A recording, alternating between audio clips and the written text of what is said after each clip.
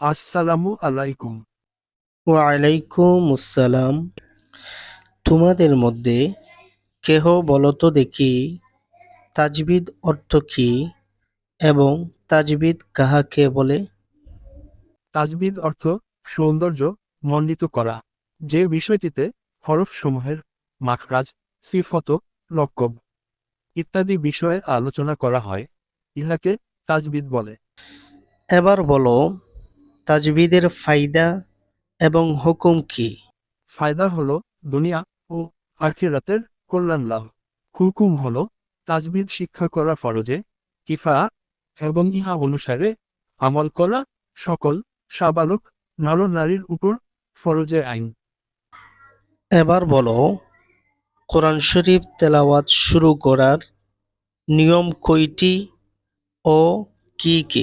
কোরআন শরীফ তেলাওয়াত শুরু করার নিয়ম চারটি: এক, ফুসলেকুল; দুই, ওয়াজরেকুল; তিন, ওয়াজলুল আওয়াল বিসানি; চার, ওয়াজলুচ্ছানি বিসালিজ। এবার বলো, মাখরাজ অর্থ কি, মাখরাজ কাহাকে বলে এবং মাখরাজ সর্বমোট কয়টি? মাখরাজ অর্থ বাহির হওয়ার স্থান। আরবি হরফগুলো যে সকল নির্দিষ্ট স্থান হতে উচ্চারিত হয়, সেই স্থানগুলোকে মাখরাজ বলে।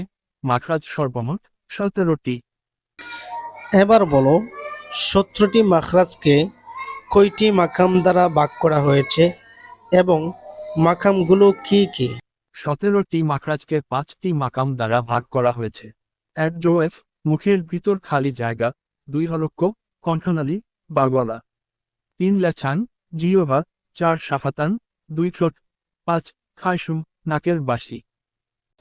বন্ধুরা, আমাদের ক্লাসটি আজকে এই পর্যন্তই।